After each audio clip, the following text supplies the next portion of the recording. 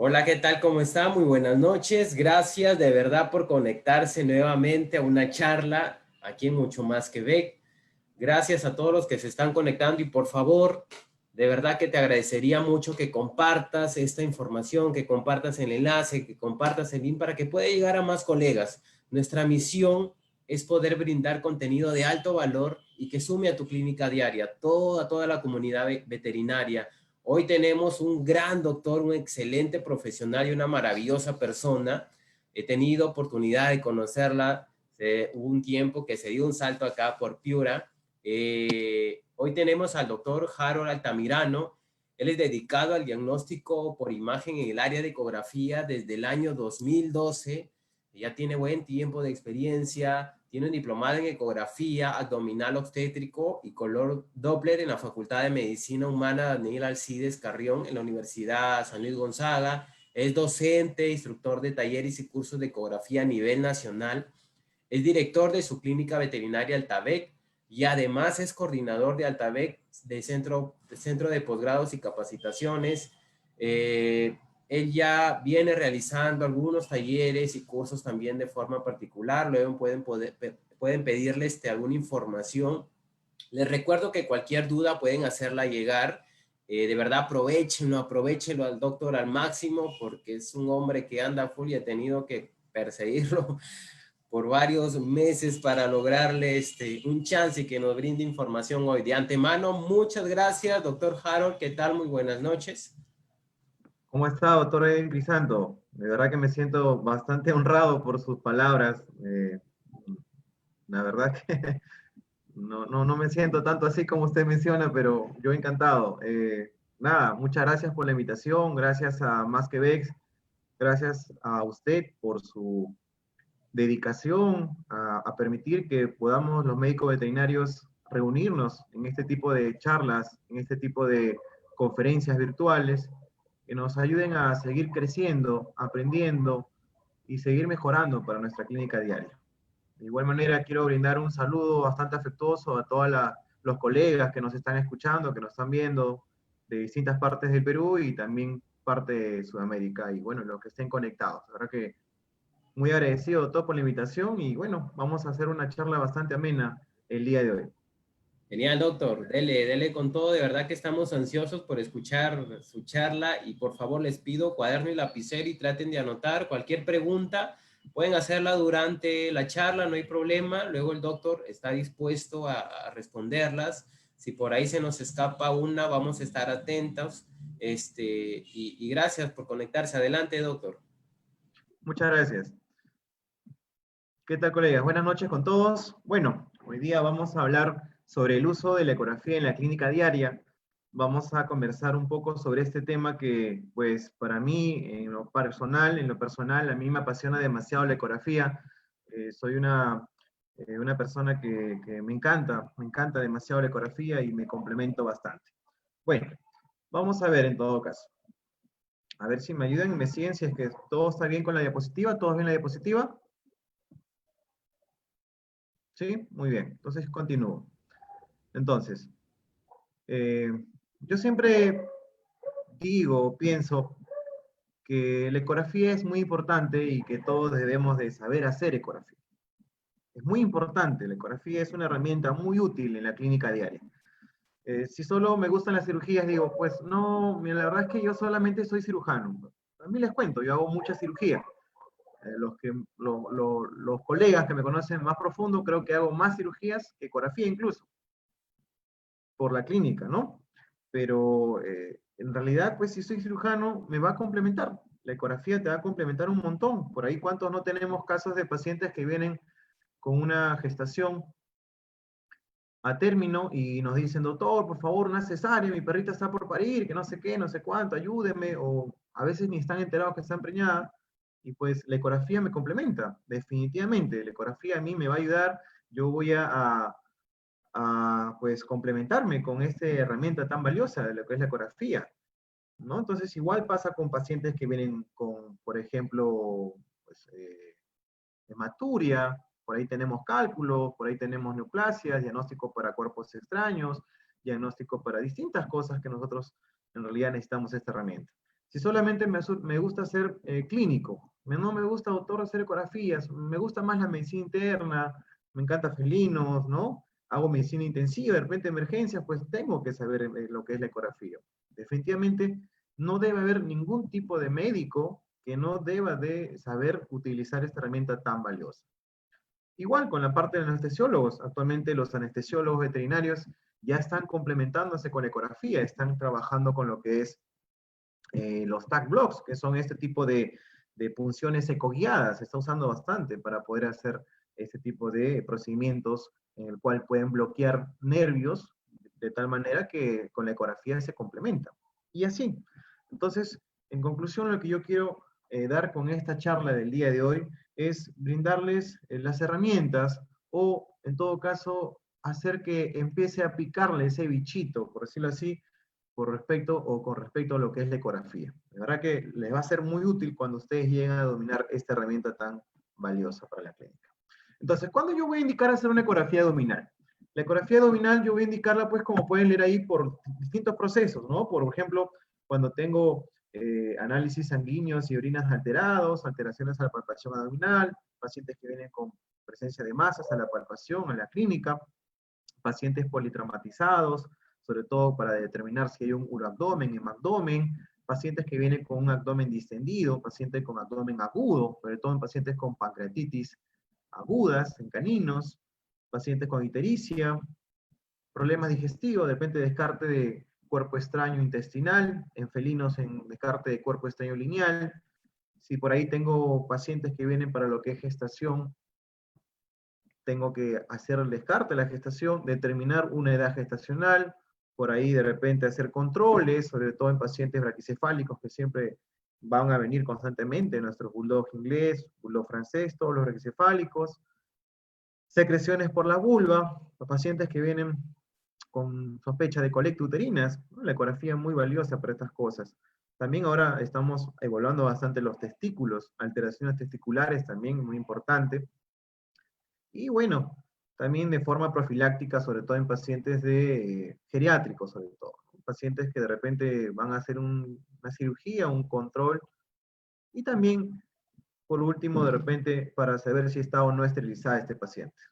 Muchas veces dice, doctor, me acabo de encontrar esta perrita o esta gatita, quiero saber si está esterilizada. ¿Cierto? Muy bien.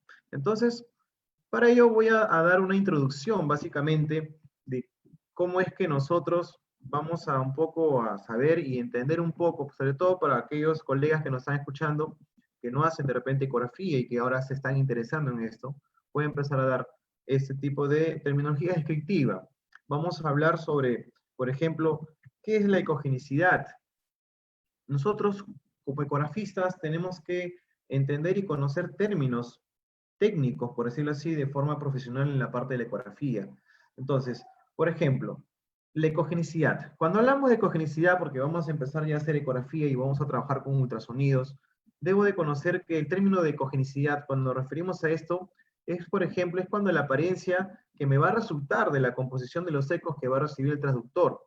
Esta ecogenicidad se puede decir que se va a determinar debido a la composición del tejido. Por ejemplo, van a haber tejidos que tienen mayor ecogenicidad o estructuras que tienen mayor ecogenicidad.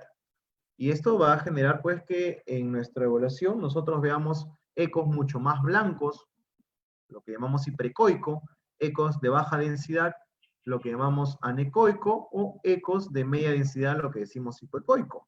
Entonces aquí tenemos una tablita en la cual podemos observar que el diafragma, el hueso o el cálculo son estructuras las cuales tienen una ecogenicidad bastante elevada comparado con los órganos que tienen una ecogenicidad media, y vemos que lo que tiene menos ecogenicidad, por ejemplo, es la médula renal, también está considerado ahí la orina, el contenido de la vejiga y el contenido de la vesícula biliar, por ejemplo. Entonces, cuando yo empiezo a hablar de ecogenicidad, como pudieron observar, pues es la comparación, es la composición de los ecos que se va a dar. Y tengo que saber, por ejemplo, que aquí tengo una imagen que comparo el vaso con el riñón. Debo de saber que el vaso, por ejemplo, viene a ser el órgano patrón. El vaso se dice que es el órgano patrón porque presenta una ecogenicidad mayor con respecto a los demás órganos abdominales. Entonces, si ustedes observan aquí, el vaso tiene una mayor ecogenicidad con respecto a lo que sería, en este caso, la corteza renal, ¿cierto? Entonces, el vaso, al ser más hiperecogénico, vamos a observar que se ve un poco más blanco, por decirlo así. El vaso es más hiperecoico con respecto a la corteza renal. Eso es un orden que yo debo de memorizar. Siempre el vaso va a ser más hiperecoico con respecto a la corteza renal. La corteza es mucho más hipoecoica con respecto al vaso. Pero ¿qué pasaría si, por ejemplo, el riñón adquiere la misma ecogenicidad que tiene el vaso? Ahí estamos sospechando probablemente de una nefropatía. Entonces, eso hay que considerar. Entonces, los ecografistas cuando hacemos, valga la redundancia, ecografía, cuando evaluamos a nuestros pacientes, pues debemos de saber que debemos de estar comparando un órgano de otro y ver qué ecogenicidad tiene un órgano de manera normal y cuándo es anormal. Entonces, repito, el vaso siempre va a ser más ecogénico que la corteza renal. Si en caso se iguala, pues vamos a estar hablando de una posible nefropatía. Y si comparo aquí en este otro cuadro el vaso versus el hígado, pueden observar que el vaso sigue siendo más ecogénico con respecto al hígado. Esto es normal. El hígado nunca debe ser de la misma ecogenicidad que el vaso, porque si no, también si este hígado se pone mucho más blanco, diríamos que hay posiblemente un hígado graso, una esteatosis, etc. Y si comparo el hígado versus la corteza renal, voy a conocer que el hígado es un órgano que tiene una ecogenicidad isoecogénica, es decir, que tiene la misma ecogenicidad que la corteza renal, o es levemente más ecogénica con respecto a la corteza renal. Pero nunca la corteza renal debe ser más hiperecoica, es decir, no debe ser más blanco que el parénquima hepático, porque si no, pues estamos hablando de una posible nefropatía. Entonces, esto es algo que yo debo de conocer, aprender, memorizar, porque si no, no voy a saber cuándo un órgano está con una ecogenicidad preservada, de tal manera que me ayude a mí a dar un diagnóstico más seguro. Pero, ojo, la ecogenicidad es un tipo de evaluación subjetiva y relativa. Va a depender mucho de mi aprendizaje, de mis tiempos, horas, vuelos que yo llevo haciendo ecografías, y por ello se dice que es una evaluación subjetiva y relativa. Pero debo de conocer y entender lo siguiente. Cuando nosotros hacemos ecografía, vamos a observar aquí en nuestra pantalla, nuestra imagen, encontramos aquí una barra que se llama la barra o escala de Erices. Aquí lo ven. Esta escala está desde lo más anecoico, hipoecoico y lo hiperecoico, ¿cierto? Entonces, aquí por ejemplo, voy a ver que el término de anecoico o anecogénico es aquel término que le vamos a dar a aquellas estructuras que tienen baja cantidad de ecos. Por ejemplo, el contenido de la vesícula biliar se dice que es anecoico o anecogénico. El siguiente término es hipoecoico o hipoecogénico, que viene a ser más o menos en lo que se encuentra en esta mitad de escala de índices. Casi está acá la mayoría de órganos, como por ejemplo el vaso, está el hígado, está el parénquima de la próstata. Entonces, ellos tienen una ecogenicidad hipoecoico o hipoecogénico.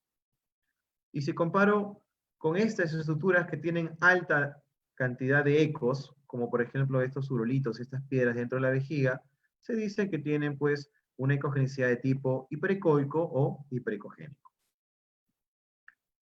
Y por último, en cuanto a ecogenicidad, también de forma descriptiva, ¿ok? De forma descriptiva, puedo decir, por ejemplo, que el término de isoecoico o isoecogénico es para comparar, en este caso, el hígado con respecto a la corteza renal. En el riñón derecho pueden observar la corteza, se asemeja mucho con lo que es la ecogenicidad de, en este caso, de este lóbulo hepático, que viene a ser el proceso caudado, del lóbulo caudado, que siempre está muy comprometido con la parte del polo craneal del riñón derecho. Otro término que debo de conocer es el parénquima. Este parénquima, vamos a decir que es la apariencia externa que tiene un órgano. Entonces, los órganos presentan un parénquima sano. Cuando es normal, se dice que presenta un parénquima homogéneo. Como este caso, este hígado, miren. Un parénquima homogéneo con respecto a este otro que tiene un parénquima heterogéneo mixto. Podemos observar aquí que hay múltiples nódulos de bordes irregulares que está sumamente infiltrado en todo el parénquima hepático. La descripción, en todo caso, presenta un parénquima de tipo heterogéneo mixto. En este caso, lo sano es que sea siempre un parénquima homogéneo. No debe haber estructura ajena en él. No debe haber quistes, abscesos, neoplasias, ninguna estructura que sea ajena a él. Otra terminología que yo voy a describir en un órgano para mi informe ecográfico o en todo caso para mi evaluación médica es la ecotextura. Todo órgano presenta una ecotextura, la cual se va a decir que tenemos de dos formas o dos tipos, la granulación fina y la granulación gruesa, por ejemplo. Acá vemos la granulación fina, observamos que el vaso es un órgano que aparte de tener un parénquima homogéneo, una ecogenicidad hipoecoica, también presenta una ecotextura de granulación fina.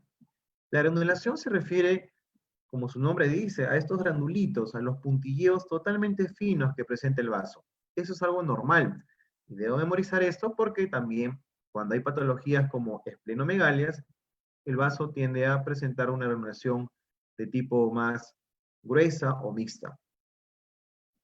En comparación del hígado, es un órgano que tiene un parénquima homogéneo, una ecogenicidad hipoecoica, pero presenta una ecotextura de granulación gruesa. Al referirnos a la granulación gruesa, se refiere a una granulación un poco más tosca en comparación con la del vaso.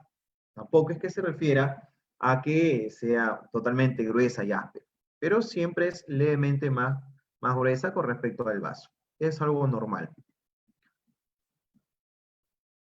Luego, yo para describir un órgano, usando mi terminología ecográfica, voy a hablar también que los órganos presentan bordes.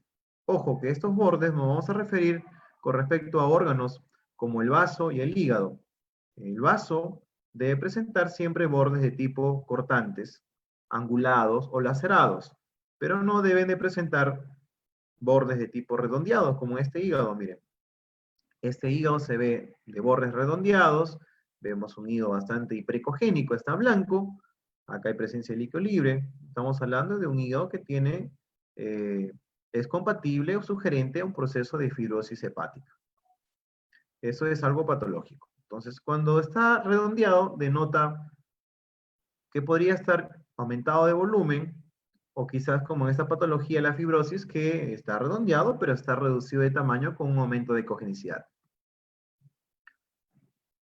Otro tipo de terminología que también hablamos nosotros es con respecto a las estructuras ajenas a él, como por ejemplo los tumores, las masas o nódulos que pueden presentar un órgano.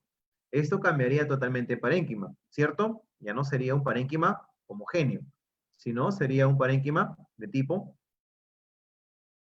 heterogéneo. Ya no es un parénquima de tipo homogéneo, repito, aquí ya tenemos un parénquima heterogéneo. ¿Por qué? Porque en el vaso estamos observando una estructura de tipo nodular.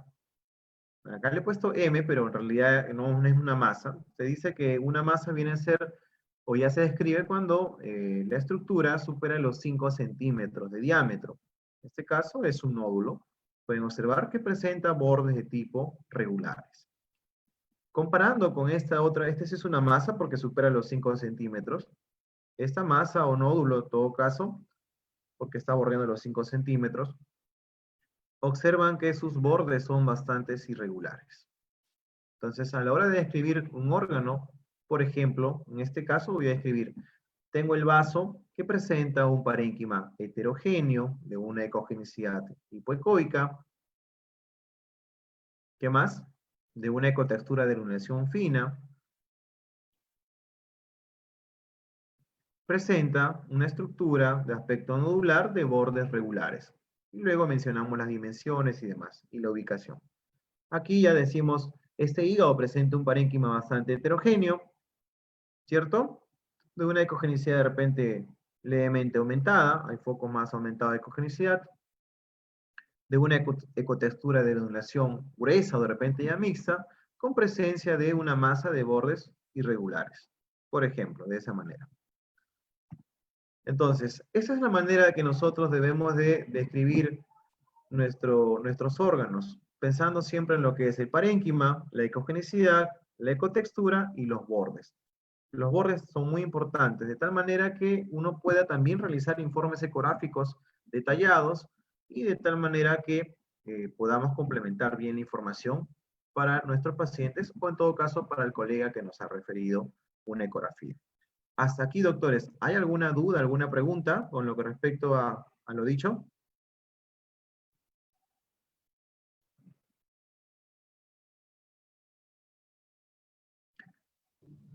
Doctor Edwin, ¿alguna pregunta por ahí en las redes? Hasta el momento, Harold, todo claro, todo entendible, amigo. No hay problema. Igual si hay más adelante yo te comento, no te preocupes. Muy bien. En todo caso, vamos a continuar. Entonces, con respecto a lo que son la exploración ecográfica, debo de conocer también lo que son los cortes y la técnica exploratoria que yo debo hacer en la ecografía. El ecógrafo va a ayudarnos bastante a poder guiarnos en cuanto a la exploración. Para ello debo de conocer que en mi transductor de mi ecógrafo presenta una línea o una muesca o un botoncito, dependiendo de la marca que yo esté usando de ecógrafo, voy a conocer que tenemos en el transductor una pequeña muesca o un botón de alto relieve. Este relievito que vemos es el que me va a dar a mí el sentido de orientación en cuanto a mi exploración en el paciente. Pero siempre y cuando este botón, esta muesca, también esté colocada en el lado superior de la pantalla del ecógrafo, en el lado derecho. Ojo, si este es el ecógrafo, este vendría a ser su lado derecho y este es su lado izquierdo, ¿cierto? Entonces, esta muesca siempre debe estar colocada en el lado derecho de la pantalla. ¿Por qué digo que debe estar en el lado derecho? Porque esta muesca se puede cambiar. Yo tengo opciones en mi ecógrafo que esta muesca la puedo mover hacia acá, hacia el lado izquierdo de la pantalla superior, e incluso puedes cambiarla hacia la parte inferior, derecha o inferior izquierda. Entonces, lo que voy a enseñarles ahora es cómo se hacen los cortes y el tipo de exploración, pero siempre su muesca debe estar en la parte superior de su pantalla, en el lado derecho. Entonces, me van a disculpar, pero esta es una diapositiva, no es una señora, es una Rottweiler, por favor, ¿ok? Vamos a imaginar que es una Rottweiler. Tenemos aquí, por ejemplo, lo siguiente. Recuerden siempre que la posición al momento de hacer la ecografía, en este caso, el paciente se coloca en decúbito dorsal y esto va a permitir que yo pueda explorar correctamente toda la parte abdominal del paciente. Entonces, cuando yo coloco el transductor encima del abdomen del paciente, apuntando en dirección, la muesca en dirección hacia la cabeza del paciente, estoy generando cortes longitudinales o lo que se llama cortes sagitales. Entonces, en mi ecógrafo voy a observar esto. Así se va a formar la imagen. En este lado derecho de la pantalla siempre va a estar la parte craneal o la cabeza de mi paciente. En el lado izquierdo de la pantalla del ecógrafo siempre va a estar las patitas o la parte caudal de mi paciente. La parte superior de la pantalla siempre va a ser la parte ventral porque es la que está tocando con el vientre del paciente. Entonces la parte superior de la pantalla siempre va a ser ventral y la parte inferior de la pantalla siempre es la parte dorsal. Esas son las ubicaciones anatómicas, la exploración que yo estoy realizando, en este caso, un corte longitudinal o sagital, y puedo desplazar mi traductor de forma de cruz, o sea, hacia adelante, craneal, caudal, me voy hacia la izquierda del paciente o lado derecho, medial o lateral. Aquí tenemos un paciente canino, el transductor dirigido hacia la cabeza del paciente, generamos cortes longitudinales o sagitales. El segundo corte que yo voy a realizar viene a ser el corte transversal. Este corte transversal vamos a ejecutarlo de la siguiente manera. Anteriormente la muesca estaba dirigida hacia la cabeza del paciente en el corte longitudinal. Pero ahora, ¿qué ha pasado? Ahora la muesca queda predispuesta hacia el lado derecho del paciente. O sea, hemos girado el transductor en 90 grados en sentido antihorario. Esto va a generar que la muesca quede predispuesto hacia el lado derecho del paciente. Y vamos a observar en el monitor de la pantalla del ecógrafo lo siguiente. Así. Entonces, Este lado derecho del paciente viene a ser, perdón, este lado derecho de la pantalla siempre va a ser el lado derecho del paciente. El lado izquierdo de la pantalla del ecógrafo siempre va a ser el lado izquierdo del paciente. La parte superior de la pantalla, decíamos que no cambia, siempre va a ser la parte ventral, y la parte inferior de la pantalla siempre va a ser la parte dorsal. La exploración en este corte de igual manera. Yo tengo que desplazar mi mano, mi muñeca, hacia la parte craneal, la parte caudal, izquierda del paciente, derecha del paciente. Una de las cosas que debemos nosotros los ecografistas es entrenar bastante la muñeca. Entrenar, mover, presionar, angular el transductor a tal punto que pueda obtener una imagen lo más hermosa posible, por decirlo así, lo más nítida posible, de tal manera que yo pueda determinar o observar algunas patologías.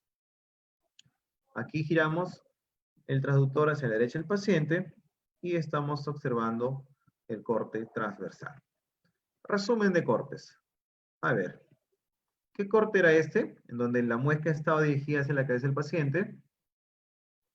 Era el corte longitudinal o sagital, ¿cierto? ¿Por qué? Porque la muesca está dirigida hacia la cabeza del paciente.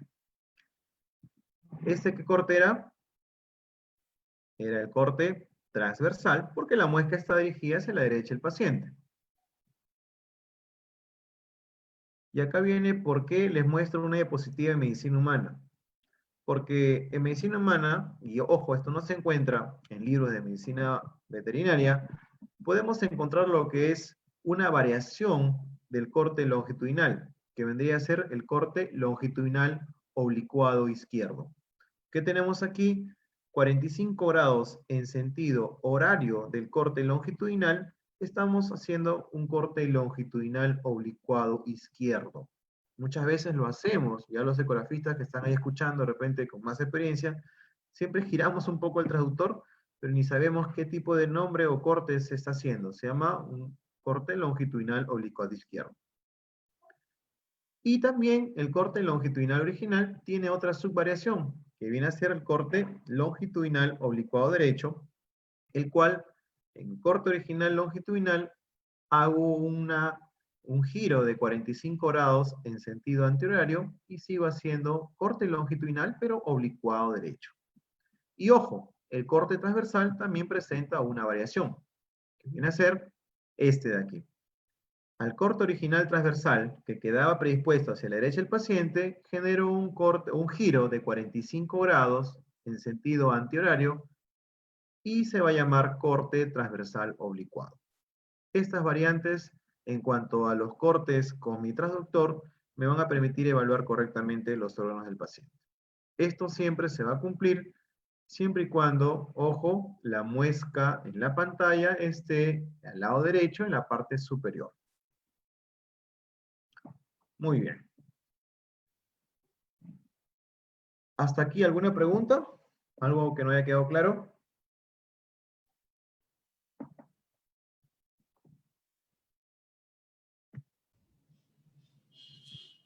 Doctor, aquí había una pregunta de Michelle Pari que dice, ¿se refiere a lo mismo con estos dos términos hiperecoico e hiperecogénico? Sí, justo estoy leyendo el chat por si acaso. Bueno, sí, los términos de ecogenicidades tenemos anecoico, hipecoico, hiperecoico, y lo mismo es decir hiperecoico o hiperecogénico. Es lo mismo, absolutamente lo mismo. Había esa duda, doctor. De ahí todo claro. Puede continuar. Muy bien, excelente, gracias. Vamos entonces, el tema de hoy que voy a hablar en sí, para ya adentrarnos un poquito a lo que es el uso del ecógrafo en la clínica diaria. Definitivamente el uso del ecógrafo pues lo vamos a aplicar en todos los órganos, vejiga, riñones, útero, ovario, próstata, testículo, vamos a evaluar vaso, me voy a estómago, hígado, vesícula biliar, bajo por duodeno descendente, recorro páncreas, colon. Entonces, la evaluación abdominal es bastante amplia, colegas. Entonces, vamos a centrarnos en esta charla que me han permitido de 1 hora y media aproximadamente, hablar sobre útero y ovarios y por ahí otra sorpresita más, para netamente, al menos indicarles y dejarles en claro cuál es la exploración correcta en estos tipos de órganos, así cuando ustedes empiecen a usar su ecógrafo, su traductor, puedan de repente diagnosticar fácilmente. Entonces, vamos a hablar sobre útero y ovarios. ¿Cómo es la exploración ecográfica? ¿Qué patologías podemos encontrar? Muy bien. Entonces, para yo poder trabajar con lo que es útero y ovarios, siempre es el tema de, antiguamente se decía, ¿no? No, antiguamente nos decían los profesores que nos enseñaban ecografía, mientras tú no veas el útero, tú tranquilo, porque probablemente no haya una colecta uterina, todo esté bien, no haya una piometra, una hemometra, una mucometra, en sí una colecta, y todos estamos felices. Era esto porque los ecógrafos antiguos de los años 95, 2000, 2005, pues no tenían la resolución que actualmente ya se tiene. Entonces los equipos actuales ya son de una alta gama y nos permite observar ovarios en estado anestro, igual como de repente cuerpo de cervix en estado anestro. Solamente saber recorrer bien nuestra estructura anatómica y recordar la ubicación anatómica. Lo que sí es que nos puede ayudar, por ejemplo, tener una vejiga llena en caso de las hembras para explorar el útero. En cuanto a la distensión que debe presentar la vejiga, debe estar moderadamente distendida. Esto va a ayudar la vejiga a servir como una ventana acústica para poder nosotros encontrar en su parte más dorsal lo que presentase lo que es el cuerpo de cervix, por ejemplo. Entonces, el útero gestante generalmente no es visible, ojo, pero podemos reconocer una estructura que a veces más fácil se reconoce cuando el paciente está en estado de estro. Por la misma estimulación hormonal, vamos a encontrar una dilatación del cuerpo de cervix y esto va a ser mucho más visible, o quizás cuando el paciente presente ya eh, etapa en estro o proestro tardío y ya vemos presencia de folículos en los ovarios. Eso también va a ser más fácil la visualización de estos órganos. Debo reconocer que el endometrio y el miometrio, por ejemplo, no se identifican en un útero, una paciente canina, por ejemplo, en un estado normal. La luz del útero tampoco se puede identificar. Aquí tenemos, por ejemplo, una vejiga, un paciente blanca, y estamos observando en su parte más dorsal lo que es el cuerpo de útero o cervix. Estamos usando un equipo Esaote MyLab de alta gama. Con este equipo la verdad es que se puede reducir bastante cantidad de ecos falsos y poder observar fácilmente esa estructura.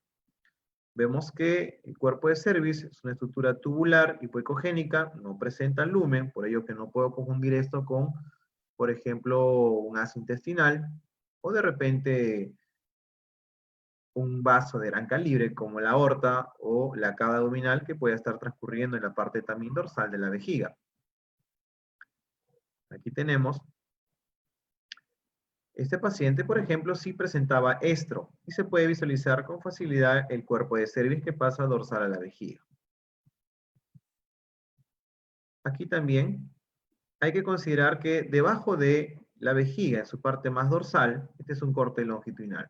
Entonces, en su parte más dorsal tenemos vejiga, la vejiga, tenemos el colon y tenemos el cuerpo del útero. Y si el colon presenta contenido, como en este caso, levemente, puede generarse artefactos, como el que se está presentando ahorita, mayor cantidad de ecos, y esto puede obstaculizar la visualización del cuerpo del útero. En cambio, cuando el útero sí presenta colectas, como en este caso un útero puerperal, colecta en el sentido de que tiene un contenido, y podemos observar que el contenido es hipoecoico, el útero puerperal se observa de tal manera, tiene un contenido hipoecogénico, muchas veces un poco más hiperecogénico, pero debe ser totalmente homogéneo, para diferenciarlo de repente de algún cuadro de retención placentaria. Es mucho más fácil observar, en este caso, ya el útero cuando presenta colectas. Este otro caso es un útero que está en anestro, pero se observa, podemos ver que tiene paredes hiperecoicas y es estructura más tubular. Entonces, a la hora que yo voy a explorar al paciente de cúbito dorsal, lo que yo hago es primero colocar mi traductor directamente en la parte más caudal del abdomen, y esto me va a ayudar a mí a encontrar primero la vejiga. Desde la vejiga, inclinando el traductor en vaivén hacia el lado izquierdo y derecho, voy a encontrar fácilmente lo que es el cuerpo del útero. Y de ahí me voy desplazando hacia toda su parte izquierda del paciente, en toda la parte izquierda, hasta llegar más o menos a lo que sería el polo caudal del riñón izquierdo. En su parte caudal encontramos lo que son los ovarios. Caudal de los ovarios encontramos la parte más proximal de este cuerno uterino izquierdo, el cual estoy visualizando aquí. Tanto el izquierdo como el derecho. Entonces, un truco siempre es, como les repito, primero ubicar la vejiga y en su parte más dorsal vamos a ubicarnos con lo que respecta a lo que es el cuerpo del útero. Decirles que yo voy a recorrer de la bifurcación del útero y voy a recorrer todo el cuerno es mentira. No se puede, es complicado porque tenemos el colon descendente en el lado izquierdo del paciente, que tiene gases, que tiene heces, y eso complica su visualización total.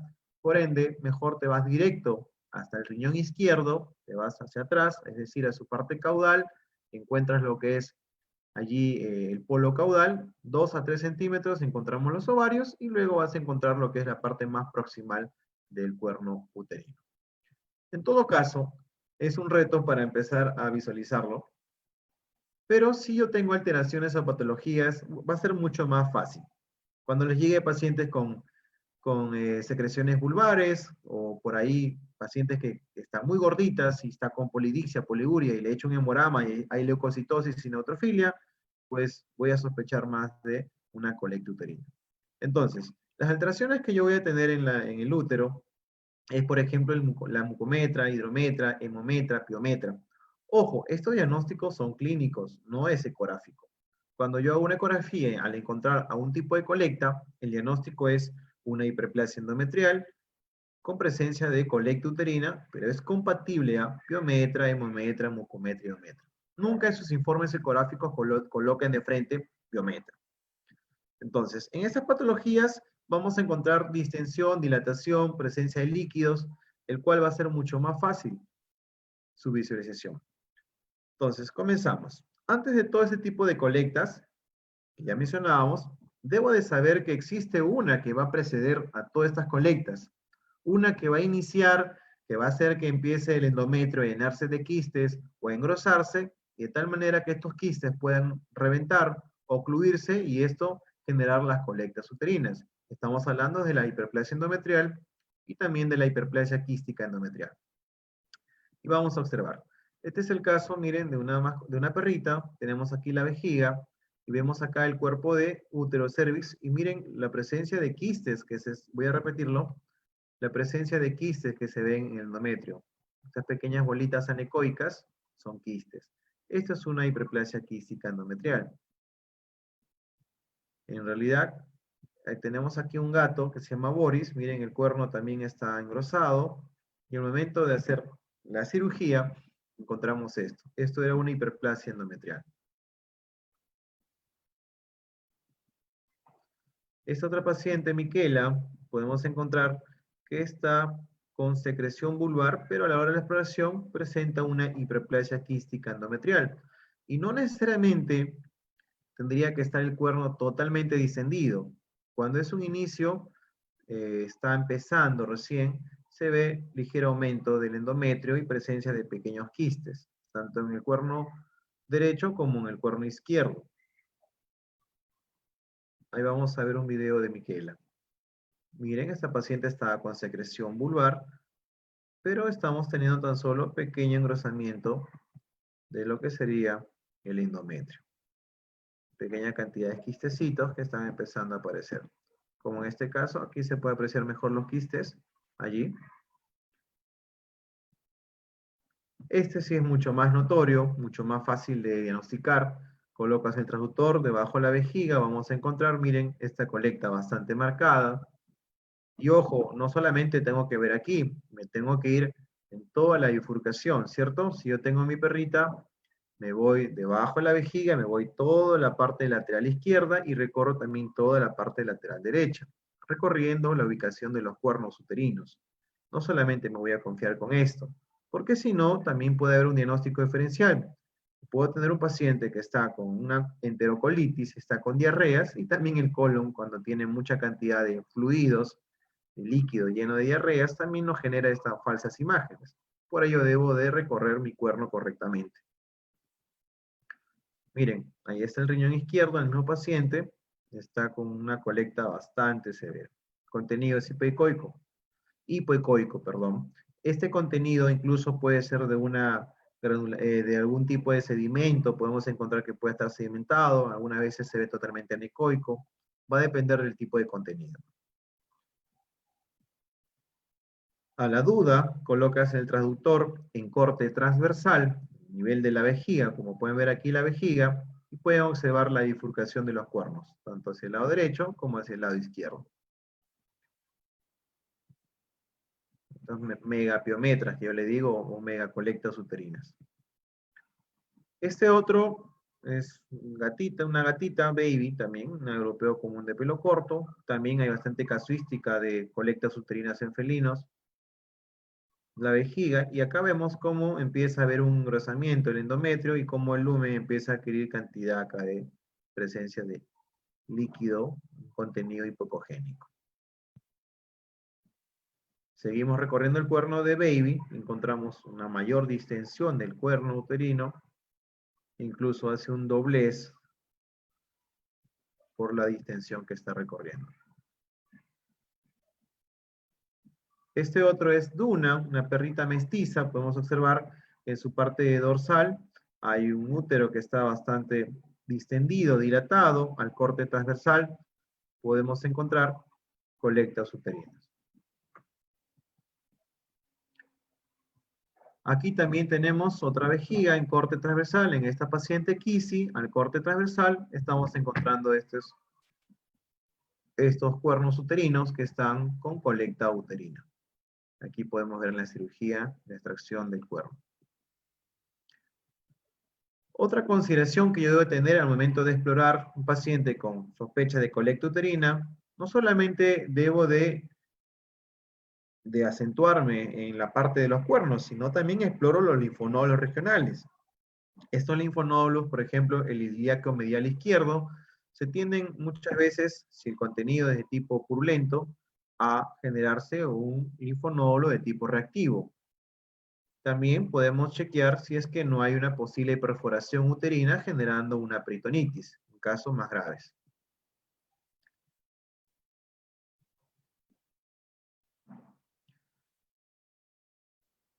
Muchas veces tenemos colectas uterinas muy leves, como en este caso, en la paciente Deli. Pueden observar cómo la colecta está siendo muy sutil. Si medimos el espesor del cuerno, está en menos de 1 centímetro. Esto debido a que a veces las colectas o son iniciales, recién está iniciando, o a veces tenemos piometras de cuello abierto, y esto permite a generar un drain por el cervix, pues hace que no se engrese tanto los cuernos. Este es el otro cuerno derecho. Podemos observar la colecta que se está presentando. Igual, no mide más de 1 centímetro. Y a la hora que uno saca estos cuernos, ven, no es tan distendido. Otra patología que vamos a encontrar a nivel del útero son las famosas piometras de muñón uterino.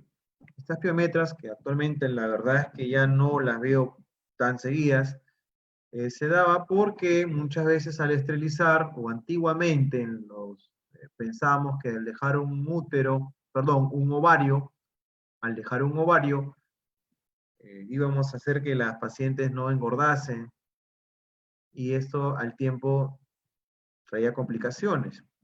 O también de forma iatrogénica. Muchas veces se opera y el estrés que podemos tener en un momento dejamos un ovario, y siempre es el derecho que dejan.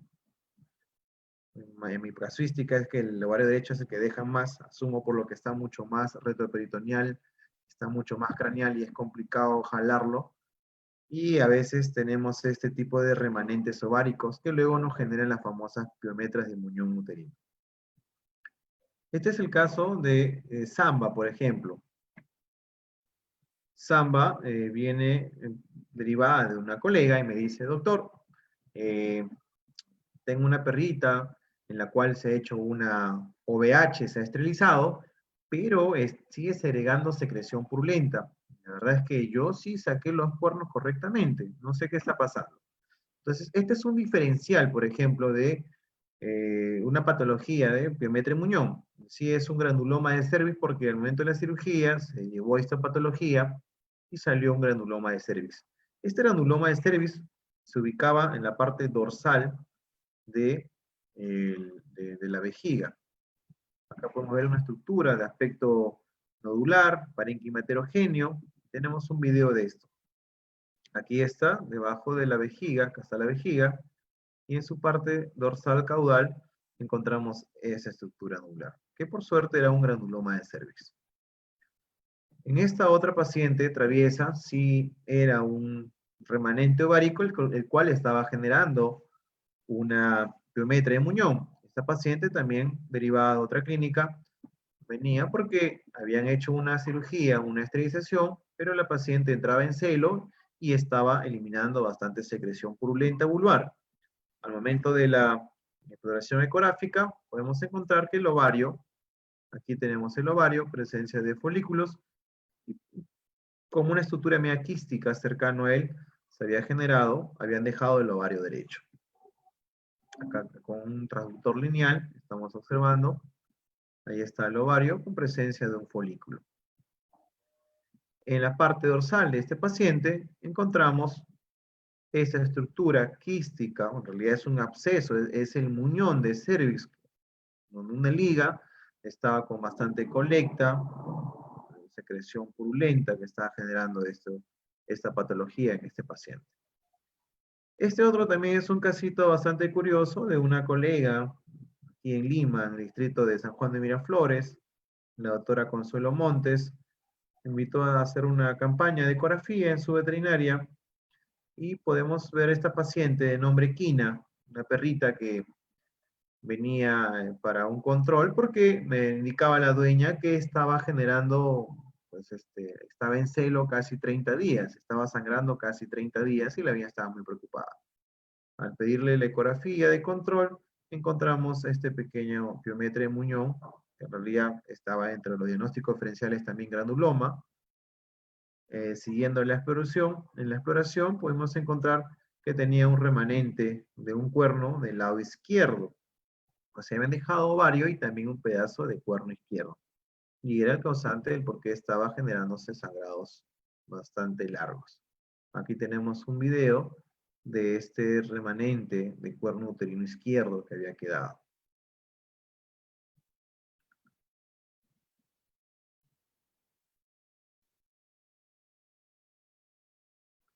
Para encontrar los remanentes de ovarios o encontrar los ovarios, tenemos que irnos a hacer un corte longitudinal en el riñón izquierdo o derecho y nos vamos a la parte caudal de los riñones.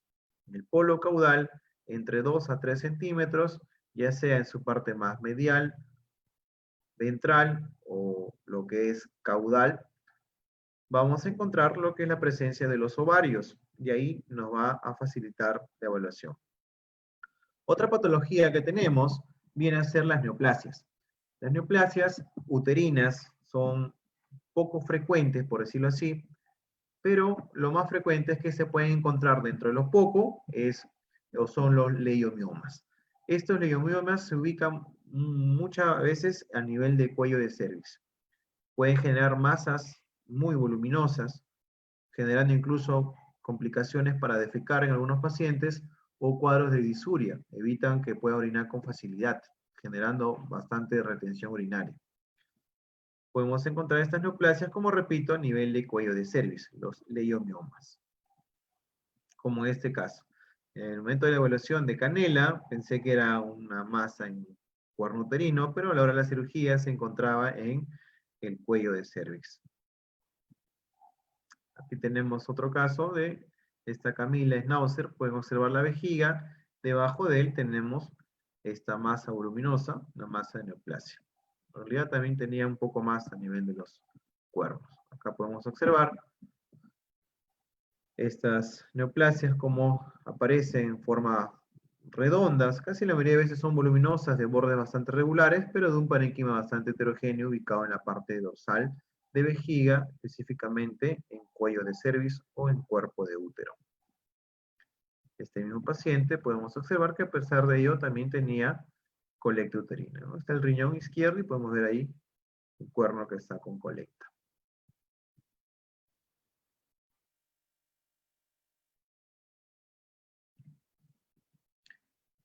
Para complementar la información, la exploración de los ovarios. ¿Cómo sé yo si el paciente está con, o si tiene o no tiene ovarios? Para ello debo de explorarlos y debo diferenciar lo siguiente. Primero, la ubicación. Acuérdate que decíamos que los riñones, en su parte caudal, el polo caudal, de 2 a 3 centímetros vamos a ubicar los ovarios. Los ovarios tienen una estructura ovoide y es mucho más fácil identificarlos cuando el paciente se encuentra en un estado de estro o en un proestro tardío, porque vamos a tener la presencia de los folículos. Los folículos son estructuras nodulares de bordes bastante regulares y delgados y de contenido anicogénico. De tal manera que podemos identificar estos ovarios. Aquí tenemos un folículo, acá otro y aquí otro. Siempre es la exploración, la parte caudal de los riñones. No debo de generar a veces mucha presión porque al generar presión ya no va a estar muy caudal, sino se va a ir un poco más ventral, lateral, por decirlo así, del riñón. Aquí podemos observar con folículos, ovario con folículos. Acá usando un transductor lineal también tenemos ovario. No vemos ningún tipo de contenido, podemos decir que está en o compatible a ciclo de anestro. Ahí pueden observarlo, son nodulares, en sus bordes definidos. Algunas veces pueden generar sombras, como si fuera una sombra acústica, o en algunas ocasiones hemos visto con sombras laterales de borde. Los ovarios. Muy bien. Aquí podemos ver con distintos folículos.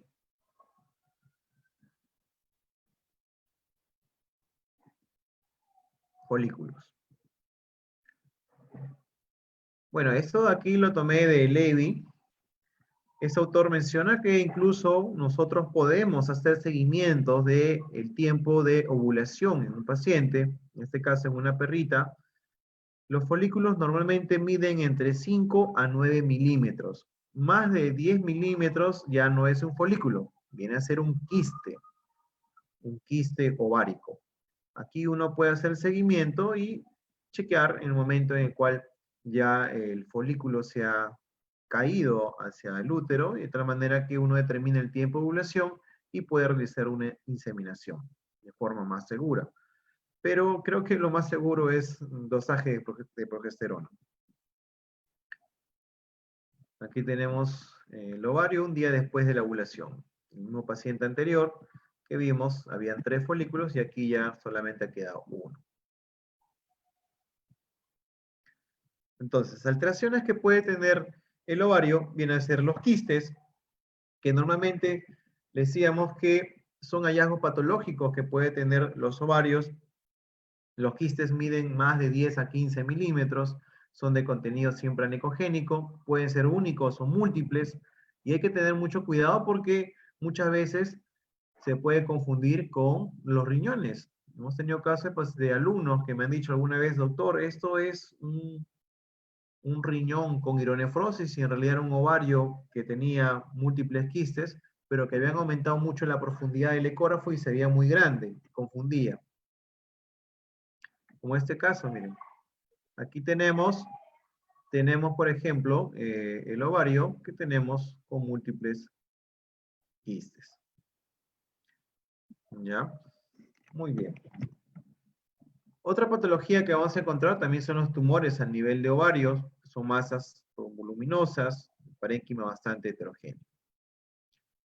Muy bien, ¿hasta aquí alguna pregunta, doctores?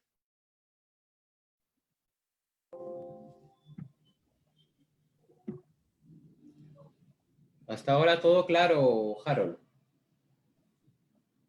Genial.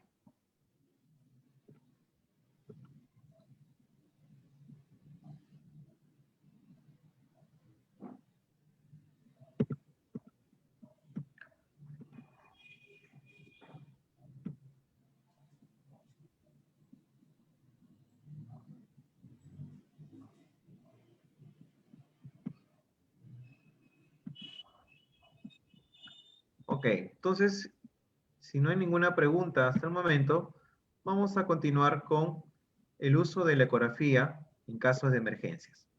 La ecografía AFAS. Muchas veces escuchamos este término, la ecografía AFAS.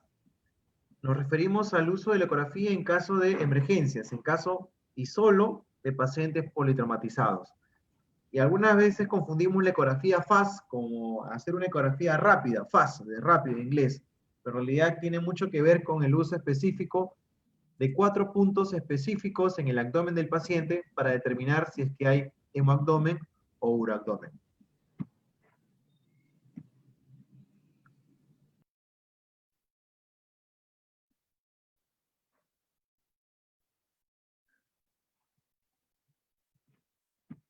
Ok, entonces vamos a hablar de ello, el uso de la ecografía en caso de emergencias. Esta técnica de la ecografía AFAS o el abdominal FAS es una técnica en la cual se ha traspolado esa técnica que se hace en medicina humana, en medicina veterinaria, y tiene 100% de especificidad, muy específico, ¿sí? Aquí podemos observar que esto de aquí fue adaptado, como repito, de humano a veterinaria, y el objetivo de hacer una ecografía FAS es para identificar de forma temprana la presencia de líquido libre abdominal, sea un uroabdomen o un hemoabdomen. Una vez identificado la presencia de líquido libre, voy a hacer una punción ecoguiada y tomo muestra. Y así veo si es que es un hemoabdomen o un uroabdomen. En realidad no requiero mucha experiencia para poder realizar este tipo de exploración de ecografía AFAS. Este es un paper en el cual podemos encontrar donde hay la evaluación de estos pacientes con el ecógrafo en pacientes traumatizados que tenían presencia de líquidos libres, más que todo pacientes que fueron involucrados con accidentes vehiculares. Tiene, la verdad, que 100% de especificidad. Entonces, para el procedimiento debo reconocer los 4 puntos específicos, las 4 áreas del abdomen que yo voy a evaluar. Por ejemplo, si coloco el transductor, ojo, esto funciona de la siguiente manera, ¿eh? Si yo estoy en mi consultorio haciendo mi emergencia, en la noche o en la hora que sea, viene un paciente y dice, doctor, por favor, ayúdeme, inmediatamente mi perrito lo acaban de atropellar, lo he traído, y el perro está vomitando sangre, o está todo pálido, en estado de shock. Lo primero que debo de hacer, ojo, es primero estabilizar al paciente. Eso que quede en claro. Lo primero que hay que hacer en un paciente politraumatizado es estabilizarlo. Yo no puedo hacer una ecografía abdominal completa a tal punto que pueda mi paciente fallecer en la mesa. No se puede hacer ello. No existe ecografías de emergencia en sí. No existe una ecografía el cual sea la prioridad. Lo primero que tengo que hacer es el ABC de emergencias, estabilizo al paciente. Una vez estabilizado, recién voy a hacer una ecografía. Que quede en claro esto, porque a diario recibimos en la clínica donde yo laboro y en el centro de diagnóstico también donde trabajo, pacientes que vienen politraumatizados y el médico lo primero que dice, no, hay una hemorragia interna, primero que le hagan la ecografía, mandan a hacer la ecografía, al momento que colocamos al paciente en la mesa, muchas veces fallece, porque tenga una hemorragia interna severa, o en realidad nunca tuvo una hemorragia interna, sino el problema era a nivel torácico, por ejemplo. Entonces, una vez estabilizado el paciente, recién podríamos hacer una ecografía abdominal completa. Pero entonces, doctor, ¿qué es la ecografía FAS? ¿No que se usa en emergencia? Sí. Aquí, por ejemplo, el paciente no se estresa, no se rasura, y ubico 4 ventanas específicas en el abdomen, el cual yo aquí voy a determinar y voy a determinar los 4 puntos específicos para poder decir dónde hay presencia de líquido libre o no lo hay, ¿ok? Los 4 puntos que tenemos, por ejemplo, es, en la parte número 1 es la región perihepática. Antiguamente llevaba esta nomenclatura, pero ahora se llama la región hepatodiafragmática. La segunda, en la parte más caudal, viene a ser la región cistocólica. La tercera viene a ser esta, donde contacta lo que es riñón derecho con la parte del lóbulo del hígado, la región perinéfrica, o actualmente llamada la región hepatorrenal, y la cuarta viene a ser la región periesplénica, o ya la nueva nomenclatura que es la esplenorrenal. Entonces, de tal manera que yo voy a determinar en estos 4 áreas la presencia de líquido libre. Por ejemplo, aquí tenemos un paciente en la ubicación número 1, aquí está el borde del diafragma, podemos ver el hígado, la presencia de líquido libre. Entonces, en la región hepatodiafragmática podemos decir que existe positivismo en esta región y vamos a hacer como un tipo de evaluación, una anotación, donde sería presencia de líquido libre 1 de 4. Si seguimos a este paciente, nos vamos a su parte más caudal en la región cistocólica y vamos a encontrar otra área de líquido libre. Ojo, las áreas de líquido libre se van a ver así, anecogénicas o muchas veces hipoecogénicas. Entonces, aquí lo que tenemos es otro paciente que está presentando este tipo de presencia de líquido libre. Anotación, vamos 2 de 2. Aquí tenemos en la ubicación número 3, aquí en la región, en este caso, hepatorrenal, o antiguamente llamado perinéfrica, presencia de líquido libre. Sería anotación 3 de 4. Y por último, cuando colocamos en la ubicación 4, en la región espleno-renal, o antiguamente llamado preesplénico, vamos a ver también presencia de líquido libre. ¿Qué nos indica esto? ¿Qué ayuda nos va a dar?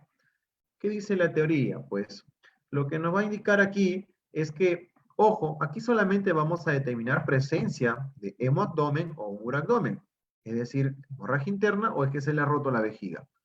Entonces, tomo a la duda, yo hago mi punción ecoguiada y tomo mi muestra. Y si es que por ahí no es tan convincente esa muestra, se puede enviar esa muestra a realizar estudio de líquido citoquímico. Esto ayudaría a determinar si es que es un uroabdomen en sí o quizás ser un exudado. Entonces, los resultados que yo voy a decir lo siguiente. De 1 a 2 ubicaciones en el abdomen que yo encuentre líquido libre, no me alarmo tanto, ¿ok? Hago un seguimiento. Quizás dentro de 1 hora o 2 horas vuelvo a realizar otra ecoafaz. Esto me ayudará a mí a determinar si es que de repente aumenta el líquido libre. En la siguiente evaluación ya veo 3 o 4 espacios llenos de líquido libre. Esto me indicaría que ya tengo que hacer probablemente una cirugía, una laparotomía exploratoria, y ya tenga que yo abordar al paciente de tal manera que pues ya entre a quirófano en sí. Si, por ejemplo, es negativo, pero el paciente está con las mucosas pálidas, el hematocrito muy bajo, probablemente tengo yo que buscar hemorragias extraabdominales o hemólisis. Entonces, este tipo de exploración, doctores, este tipo de evaluación con el ECOAFAS, nunca va a reemplazar una evaluación ecográfica abdominal completa. Solamente es para determinar presencia de líquido libre en pacientes politraumatizados. ¿Estamos? Voy a presentar aquí entonces, dicho todo esto, vamos a usar el ECOAFAS. Vamos a presentar unos casitos bastante bonitos, el cual hemos armado.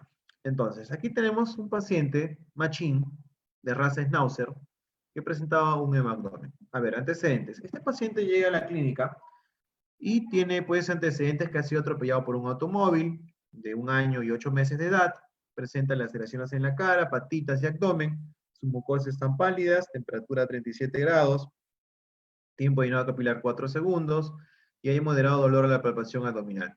Presenta 188 latidos y 46 de respiración.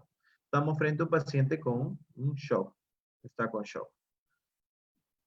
A la exploración ecográfica de Machín, vemos aquí en la región hepatodiafragmática, vemos acá el diafragma y el hígado, está normal.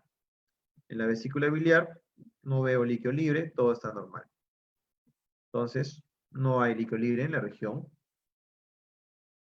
hepatodiafragmática. Me voy entonces a la parte caudal y voy a evaluar aquí lo que sería la vejiga. Ven aquí, se le ha colocado una sonda urinaria, se les llena con suero temperado, es una forma también de determinar ruptura de vejiga. Se coloca una sonda y se llena la vejiga. Aquí estamos introduciendo suero temperado, se ve la sonda y vemos que la vejiga está intacta. Pero sí vemos líquido libre debajo de él. ¿Observan aquí? Medio sedimentado. Voy a repetirlo. Miren acá. Hay líquido libre. Entonces tenemos 1 de 4. Presencia de líquido libre, 1 de 4. Aquí observamos debajo, nuevamente, también hay presencia de líquido libre, ¿no? En la región cistocólica. Si nos vamos ahora a la región hepatorrenal, vemos que hay presencia de líquido libre, y acá lo vamos a observar. Y es un líquido libre no anecoico, sino es medio celular. ¿Observan? En esta región. Entonces mi calificación iría 2 de 4. Seguimos en esta región, en la parte derecha, la región hepatorrenal, observamos líquido libre en esta región, y esto vendría a ser el duodeno descendente. Aquí se ve el páncreas, un poco del páncreas, que siempre está comprometido con el duodeno, y líquido libre alrededor. Y por último, en la región espleno-renal, también observamos presencia de líquido libre. Ahí lo tenemos. La calificación sería 3 de 4. ¿Qué indica la teoría? 3 de 4, ¿qué nos decía? Que vamos a hacer seguimiento, no me alarmo, o si ya tendría que entrar a hacer una cirugía exploratoria. Definitivamente, tengo que hacer una cirugía exploratoria. Este paciente está aumentando la presencia de líquido libre. Probablemente esto sea un hemoabdomen, porque vimos que la vejiga estaba totalmente llena. Se realiza una punción ecoguiada, se aspira y efectivamente era hemoabdomen. El paciente se lleva a quirófano, se estabiliza y bueno, al momento de la cirugía encontrábamos que era un pequeño vasito que se encontraba en el mesenterio que estaba sangrando, un vaso de gran calibre en realidad. No estaba fracturado el vaso ni el hígado, básicamente era eso, el aumento. Aquí podemos ver, ¿no?, la presencia de líquido libre en esta región, cerca del vaso, ¿eh? Aquí tenemos otro paciente, un casito 2, Sofía, una paciente mestiza, que nos presenta un muralgón. Igual, antecedente atropellada por una camioneta, llega derivada, en este caso no la atendí en mi veterinaria, sino fue en un centro diagnóstico, el cual solamente brindamos servicios de ecografía y radiografía. Esto, luego de haber sido estabilizada, nos llevaron a la pacientita de 4 años y entera. Más información no teníamos porque, como repito, es llevada a nuestro centro diagnóstico en el cual solo hacemos ecografías, no consultas. Radiografías y ecografías. Aquí tenemos en la ubicación número 1, esto sería en la región hepato diafragmática, vemos la vesícula, y miren también la vesícula no debe ser así el contenido, normalmente es anecogénico, pero está bastante hipoecoico. Hasta el momento ven líquido libre, estamos en la región 1, la parte más craneal, ahí está el estómago, no veo la verdad ahorita, seguimos evaluando, y sí vemos acá, pueden observar, sí vemos presencia de líquido libre. Entonces, ya vamos en la anotación 1 de 4, ¿cierto? Ahí tenemos los lóbulos hepáticos y tenemos. Si nos vamos a la parte 2, tenemos igual la vejiga. Vemos una vejiga que está bastante atónica, no tiene forma, está reducida de tamaño, hay presencia de líquido libre alrededor. Nos llama mucho la atención este pequeño flóculo, que probablemente es un coágulo, movemos y tenemos pues sospecha de que tengamos una vejiga rota. En la región 3, en lo que sería la hepatorrenal, vemos abundante presencia de líquido libre que es bastante anecogénico. Ahí podemos observar, de igual manera, el duodeno, el páncreas, hay líquido libre. Entonces, Mi anotación sería 3 de 4. Y ahí ya tengo que ir viendo que tengo que entrar a operar y ver qué es lo que está roto, ¿no? A la sospecha es alta en cuanto a vejiga. Y en la región espleno-renal también vemos a nivel del riñón derecho alrededor presencia de líquido libre. Incluso vemos un coágulo ahí que está a nivel del flanco izquierdo. Podemos observar aquí en el video, líquido libre, un flóculo, el coágulo se encuentra en ese nivel. Se realizó la punción, salió de un aspecto amarillo transparente, compatible a un urodoma. Lo confirmó nuestra colega que se llevó a su paciente a su clínica, que era una vejiga rota. Este casito, el siguiente, viene a ser Toby. Toby es un paciente, un cruce de Shih Tzu de 3 años. A ver, dice, es paciente atropellado por una camioneta, claudica el miembro posterior derecho, entra en estado de shock, se le dieron los primeros auxilios, se estabiliza el paciente, lo atendió otro colega, luego de 4 días empieza a presentar una moderada disnea. Sonido mata la ocultación cardíaca con leves borborismos en tórax. A ver, veamos el casito de Toby. Aquí tenemos a Toby, que este también tiene que ver con un ecofaz, pero ya no es faz, ya no es un afaz, ya no es un abdominal faz. Este vendría a ser una evaluación de un T-faz, en el cual es la exploración a nivel torácico. Pero vean cómo viene Toby. Yo les cuento un poco este. Este perrito lo atropella en la camioneta, lo atiende otro colega, yo no me encontraba, justo de casualidad, yo había salido de viaje de Lima, y el colega le estaba colocando por 2 o 3 días consecutivos AINES, porque como claudicaba del mismo posterior, pensó que había una fractura o demás. Y lo traía, en el momento que yo lo encuentro, a Toby, lo traía para colocarle otra ampolla de AINE. Pero me percato que su respiración era un poco distinta. Observen, era una respiración abdominal, había una disnea.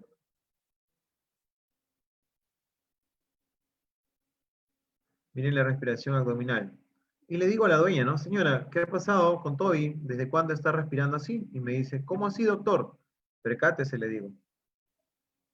Y me dice, recién me doy cuenta ahora, doctor. No se había percatado a la dueña, la propietaria.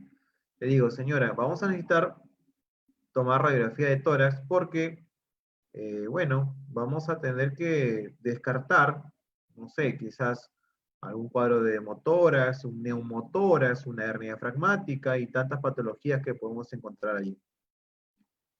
Aquí tenemos las radiografías de Toby que le había tomado el colega 3 días antes, descartando algún tipo de fractura a nivel de fémur, tibia, peroné, la cadera estaba normal, no había ninguna alteración, pero el paciente tenía este cuadro de disnea. Y a la auscultación sentía yo un sonido mate. Le pido a la propietaria tomarle radiografía de tórax y me trajo esta imagen. En ese tiempo yo no tenía rayos X en la veterinaria, entonces lo llevamos a un centro diagnóstico. Y bueno, nos trajeron esto. Lamentablemente le digo a la propietaria, por favor, necesito 2 vistas radiográficas de tórax. Una vista lateral y una dorso-ventral como mínimo. Por temas de economía, la propietaria solo pudo tomar esta vista. Y bueno, la radióloga me pone ahí, ¿no? No se descarta hernia diafragmática. No se descarta efusión pleural. Había dudas y dije, bueno, vamos a hacer una ecografía, señora. Igual algo encontraremos. A la exploración ecográfica, vemos aquí vejiga. Encontramos aquí la vejiga que estaba normal, no estaba rota. El riñón lo había un poco raro. El vaso un poco alterado, así como que una porción. Miren, acá está el estómago. Y vemos cómo el vaso está ingresándose mucho más craneal. Normalmente no es esto normal. Acá el estómago, la cabeza, el vaso está por aquí. Y en este caso el cuerpo está casi todo craneal o casi la cola. El otro riñón izquierdo lo veía un poco alterado, de bordes irregulares, aumento de congenicidad, un perro tan joven. Estaba dilatado las arterias. Entonces coloqué el transductor en el tórax para descartar y puedo colocar aquí en la parte del tórax, el lado izquierdo, entre el 7º y 8º espacio intercostal, puedo encontrar aquí el corazón que estaba junto a un glóbulo hepático y la cabeza del vaso. Y también había asas intestinales, las cuales estaban generando, miren por aquí, gases. Aquí tenemos el vaso, acá tenemos el corazón, y mis sospechas de hernia diafragmática fueron confirmadas.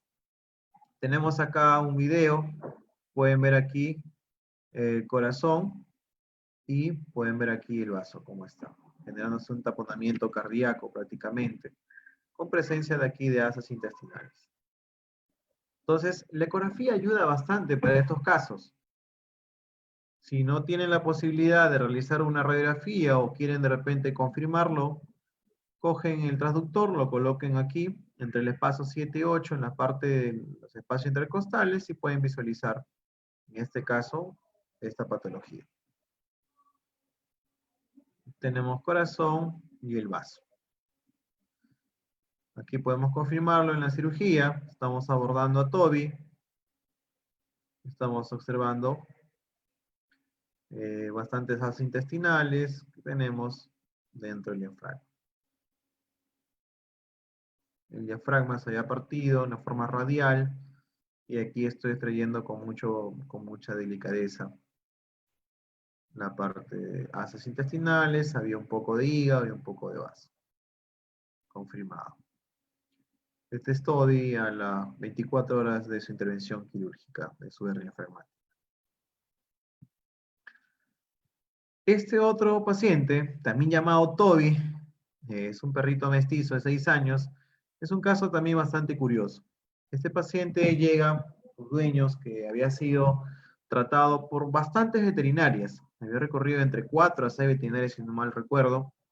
Este perrito lo trataban por neumonía, lo estaban tratando por tos de perreras, fibrosis pulmonar y distintos tipos de patologías, las cuales no habían respuestas. Lo calmaban un poco y luego seguía y seguía. A la evaluación veo un paciente con una presencia de leve disnea, mucosas rosadas, frecuencia cardíaca 55, frecuencia respiratoria 58 en el momento de la evaluación y 38.9 grados. Aquí tenemos a Toby. Estamos observando la disnea que presentaba el paciente. Pueden observar ahí la disnea. Aquí estamos en las instalaciones de la clínica veterinaria Cayetano Heredia, una clínica docente de la Universidad Cayetano Heredia. Estamos aquí con los practicantes. Y todavía procedimos a hacerle lo que es sus estudios. En la radiografía encontramos esto.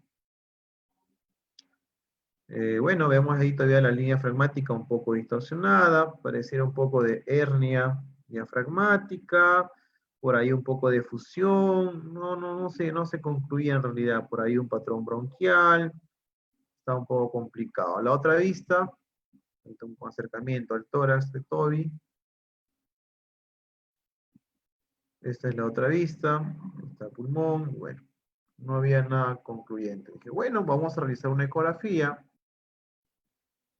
Y encontramos un hígado que estaba pues la vena hepática bastante dilatada, había una congestión hepática, tenemos acá el diafragma, tenemos asas intestinales, el corazón y tengo líquido libre. ¿Qué hace un asa intestinal dentro del tórax? Bien. Ahí está el diafragma, el hígado, y aquí tenemos el corazón y asas intestinales con líquido libre. Entonces, aquí estamos frente a otra hernia diafragmática, ¿no? Y la ecografía es bastante sensible para ello. Vemos su vejiga, estaba normal, pero había líquido libre. Bueno, eso es por la cronicidad del caso. Los dueños, haciendo memoria, me dicen de que hace casi 6 meses Toby, en la calle, un ciclista lo atropelló, el perro dio vueltas, se levantó y siguió caminando y ellos como que no le tomaron importancia. Y los males aparecieron al mes y así lo fueron tratando, pero no llegaron a un diagnóstico tan seguro. Tuve la suerte de tener este paciente y tener el ecógrafo en la mano para poder diagnosticarlo y poder dar en el clavo. Acá vemos en el espacio intercostal séptimo y octavo, asas intestinales, estas sombras son de las costillas, y aquí lo confirmamos luego en una necropsia porque lamentablemente Toby los dueños prefirieron descansarlo porque las posibilidades de un paciente con hernia fragmática crónica de 6 meses eran complicados y el paciente ya estaba inapetente, no quería comer, estaba bastante decaído. Así que los dueños decidieron eutanasiarlo y dejaron su cuerpo en donación para la Facultad Veterinaria de la Universidad Cayetano Heredia. Y aquí estamos con los alumnos explicándoles, bueno, cómo hubiera podido ser esta cirugía. Pero en realidad, miren, el aumento ya se había pegado al borde del diafragma, había líquido libre en todo el abdomen.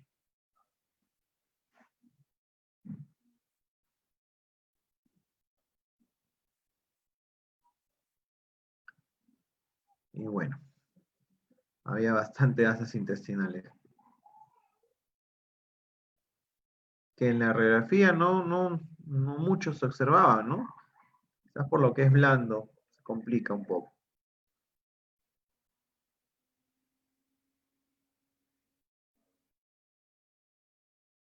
Aquí estamos observando la apertura del diafragma. Tenemos ahí el hígado que está bastante, de un aspecto, un color oscuro, un poco necrosado, por decirlo así. Ya había perdido bastante irrigación, la parte profunda del hígado. Y bueno, lamentablemente Toby no tuvo un final tan feliz como el Toby anterior.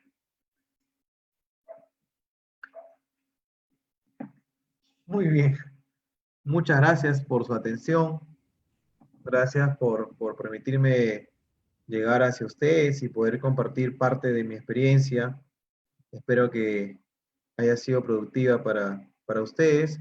Si es que hubiese algún tipo de pregunta, doctor Edwin. Sí, Harold, de antemano, de verdad que gracias nuevamente. Súper, súper, muy interesante la charla, sobre todo con los casos clínicos que nos presentas. La verdad que eres alguien que hace bastante, bastante cirugía. Mira, te tengo una pregunta de la doctora María de la Cruz. Sí, Comenta, dígame. en caso de TBT, ¿puede existir alguna alteración en cervix? Muy buena pregunta. En realidad es algo que no es algo, bueno, patognomónico, por decirlo así. Ah, he visto casos de pacientes con TBT que le hemos hecho ecografías, más que todo la invasión estos linfogranulomas es a nivel, pues, del canal vaginal, pero no he visto que haya llegado tanto hacia cervix. Lo que sí pueden hacer es colocar el transductor encima del cuerpo de la vulva con harto gel y de tal manera que puedan observar el canal vaginal. Ayuda muchas veces a encontrar bastantes neoplasias a nivel del canal vaginal, pero particularmente no he visto alteraciones en cuello de cervix. Acá hay otra pregunta del doctor Ricardo Isacas. En piometra abierta, ¿ha usado algún tratamiento hormonal? Bueno, existen distintos. Hay uno de uso comercial que es el Alicin, me parece. No soy muy partidario de hacer tratamientos. Entiendo que hay colegas que trabajan con criadores que les obligan prácticamente a tratar y curar como dé lugar estos cuernos uterinos. Yo la verdad es que no soy muy partidario. Trato más de convencerlos de que deben hacer ya una OVH, una esterilización, pero conozco que hay un producto llamado, el nombre comercial es Alicin. Si mal no recuerdo, es Laboratorios Birback, el cual ayuda bastante a reducir la cantidad de colecta uterinas, pero no he hecho tratamiento. Yo de frente voy y convenzo al propietario que mejor es esterilizarlo, pero sí, entiendo las posturas de cada colega y bueno, hay gente que desea que se mantenga el útero en su mascota, ¿no? Genial, doctor. Otra pregunta de la doctora Mauri Rodríguez. ¿El ovario puede estar recubierto de grasa? Hace mención.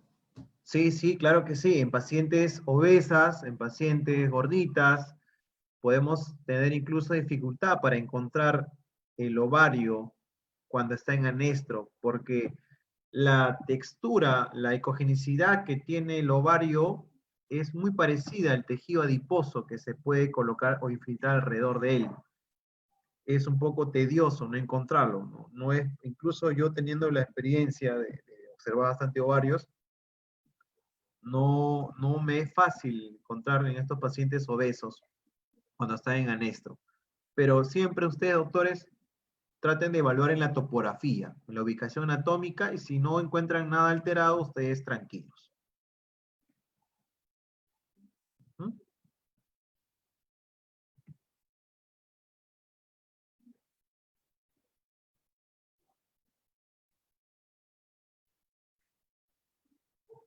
Perdón, creo que se ha ido un poco la señal, doctor Edwin, no le escucho nada.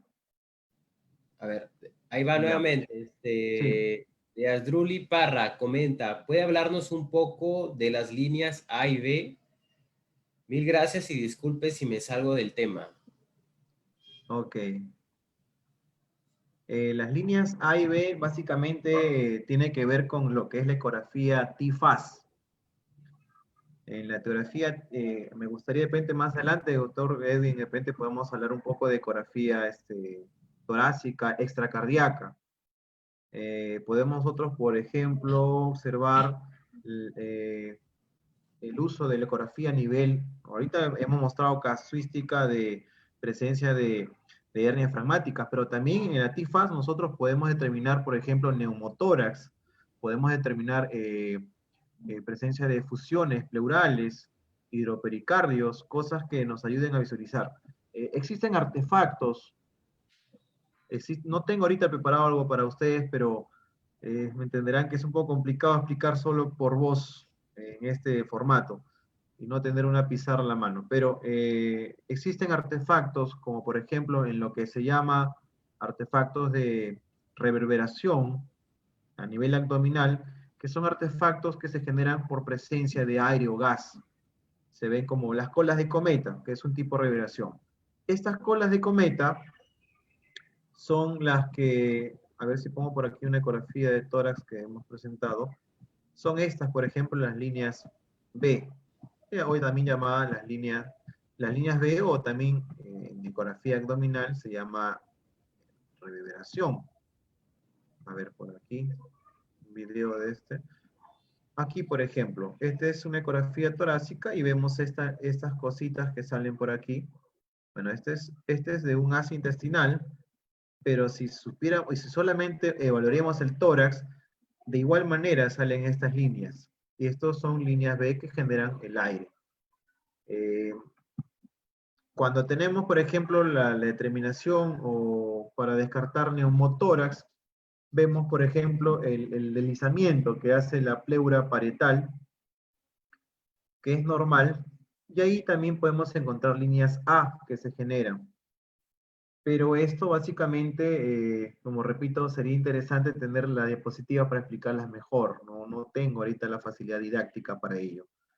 De todas maneras, quedo en compromiso con ustedes para poder hacer una pequeña charla con respecto a ecografías torácicas y poder ver todos los signos que vemos como el alligator, la de la arena, de la playa y otro tipo de cosas que se observan en las ecografías torácicas para descartar, como les repito, neumotórax, efusiones y demás patologías que se pueden encontrar.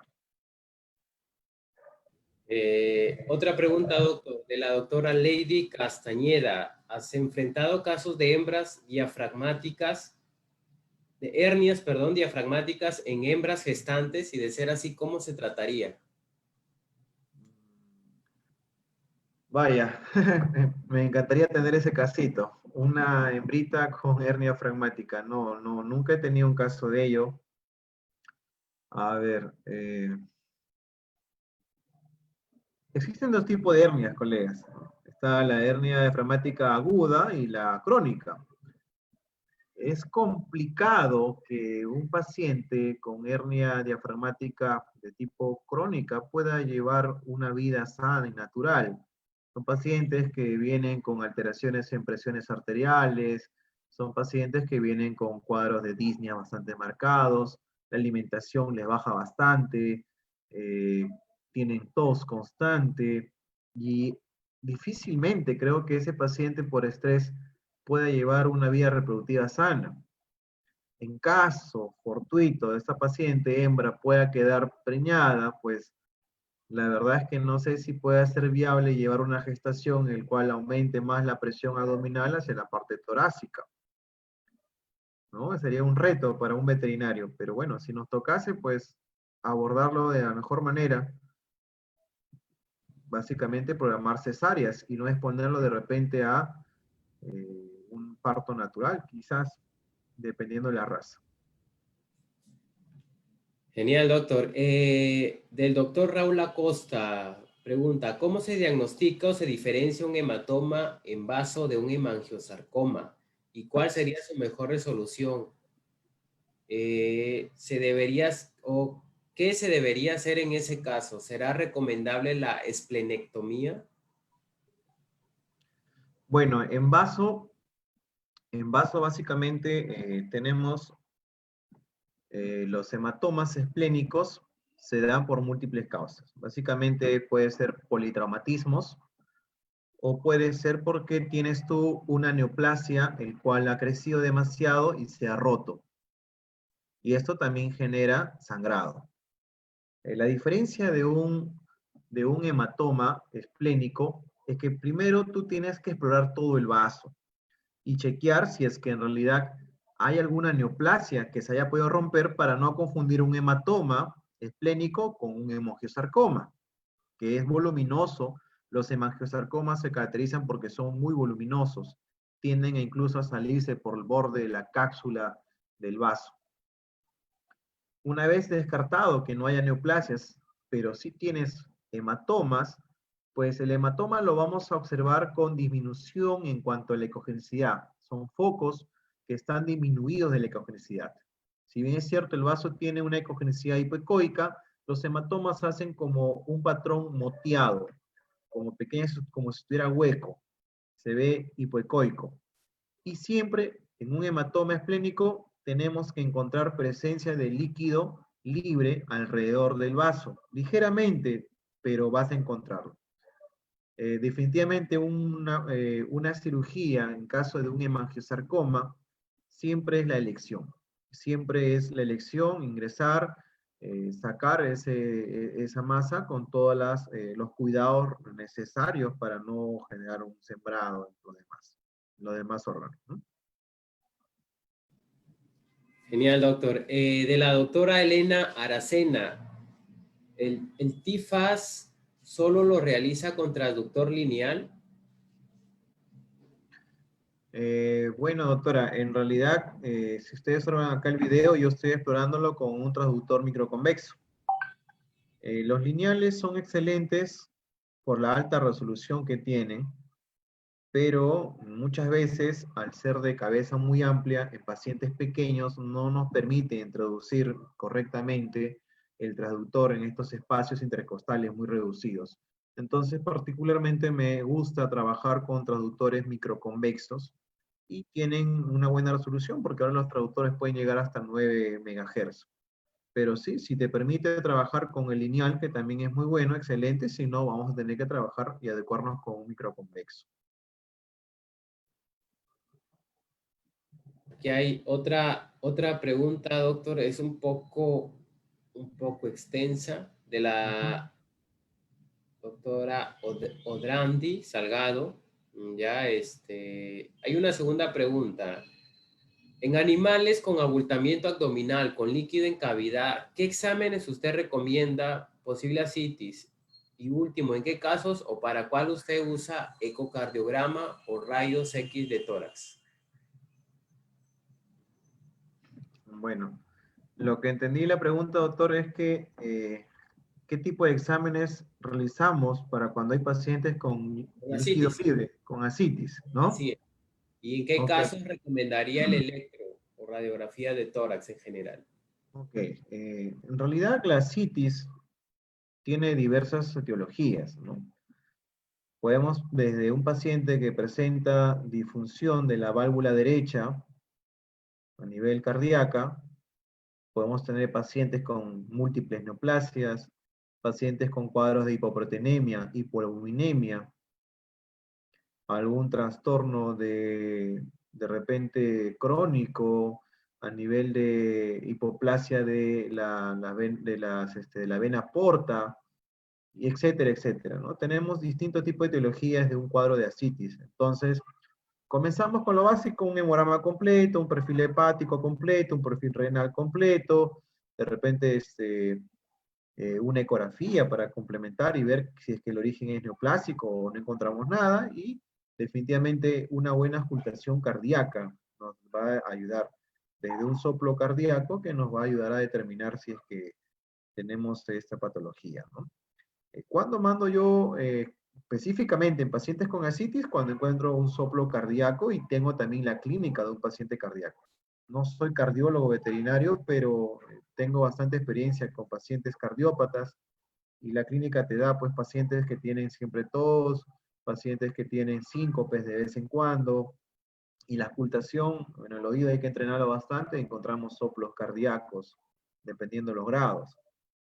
Ello me permite a poder de repente ya derivar a un colega más especializado en el área, y pedimos ya un electro, ¿no? De repente, pero sí un ecocardio, que para mí si encuentro un soplo me va a ser más específico, más que un electro. Y definitivamente las radiografías torácicas también complementan para evaluar aumento de la silueta cardíaca y también determinar si es que no hay neoplasias o cualquier otra patología que podamos encontrar definitivamente, doctores. ¿Mm? Listo, doctor. Muchas gracias, doctor, de verdad por todo, por brindarnos de verdad información de mucho valor, y de hecho que va a sumar a nuestra clínica diaria. Como dice usted, hay muchos colegas que se están incursionando en el área de ecografía, y de hecho que sería un gustazo poder tenerlo en una próxima charla, quizás ya algo más puntual. Hoy hemos visto un plano general de muchas cosas, y quedan varias dudas ahí. Gracias, doctor. Gracias a todos los que se conectaron, de verdad, y compartan la información. Ayúdenos a compartir estos videos para que llegue a más colegas. Recuerden que la misión es brindar contenido de valor. Gracias, doctor. Muchas gracias nuevamente. Reitero mi agradecimiento, doctor Edwin Crisanto, por la invitación. Felicitarlo por fomentar estas charlas para todos los colegas, no solamente acá en Perú, sino a nivel de Sudamérica, que siempre se nos conectan, se nos unen. Y nada, aprovechar el saludo a todos los colegas y nuevamente reiterar mi agradecimiento y brindarles una feliz Navidad y un próspero año nuevo, que ya estamos cerquita a ello. Espero que lo pasen muy lindo en compañía de todos sus seres queridos, que el siguiente año sea mucho más venidero, mucho más próspero. Sabemos que estamos pasando por una situación bastante crítica este año, pero nada, seguir con fuerza, seguir echándole ganas para que esta situación mejore para todos. Muchas gracias de verdad por la invitación. Yo encantado de cualquier otra próximo, de repente, como usted dice, hablar algo mucho más puntual, sería genial. La idea era generarles el gusto por la ecografía y podamos seguir aprendiendo mucho más. Listo, doctor. Feliz Navidad, como dice usted, para todos. Un fuerte abrazo, y de verdad que el próximo año sea un año abundante para todos. Gracias, doctor. Muchas Muchas gracias. gracias, muchas Nos vemos. gracias. Nos despido, hasta luego, cuídense.